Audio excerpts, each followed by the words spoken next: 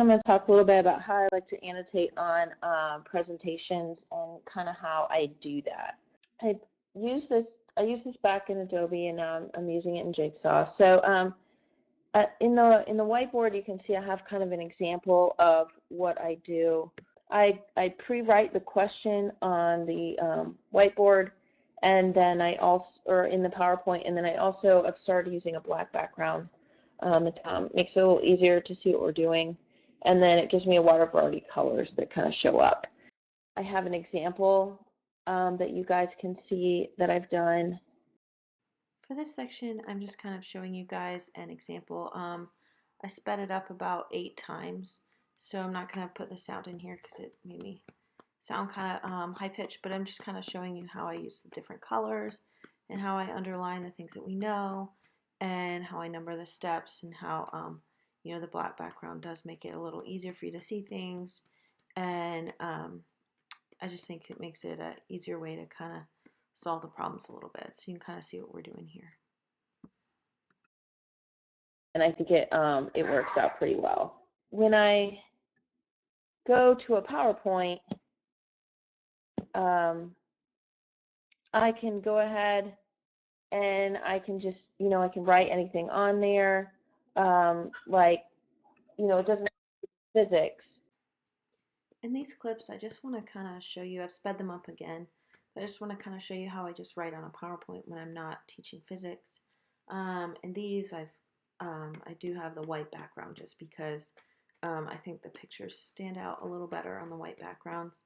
And you can see there's a lesser variety of colors. I tend to stick with blue and red because those colors are easy to see on the white background.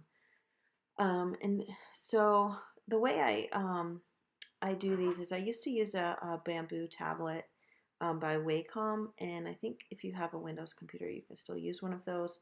But basically, I updated my computer. I have a Mac to the newest OS, and Wacom no longer supports bamboo tablets, so you'd have to find another option.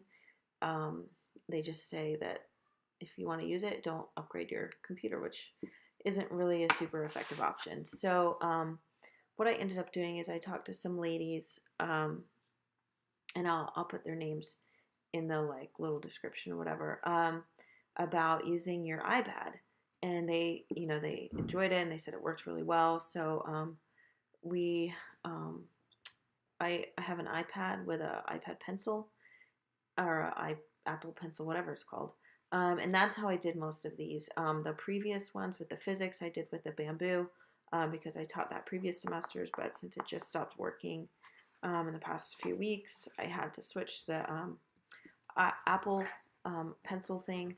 And so you'll see in one of these coming up, you'll see that there's me attending the session, and then you'll also see that there is like a Emily iPad attending the session. So basically I have to log on with my iPad and with me, and then there was some feedback, so they suggested, the lady suggested just putting headphones in your iPad, and then you don't get that feedback anymore, which I thought was brilliant. And then you can just talk in your computer or have headphones or whatever. And then I just you can see here, you can see I have my iPad as a person, and I just make my iPad a presenter. And so all of this was typing on my iPad, and this is just an example of me writing on the whiteboard at the beginning of a session. So you can use it with the whiteboard as well. If you have any questions about how I do this, or any advice, I'd love to hear it.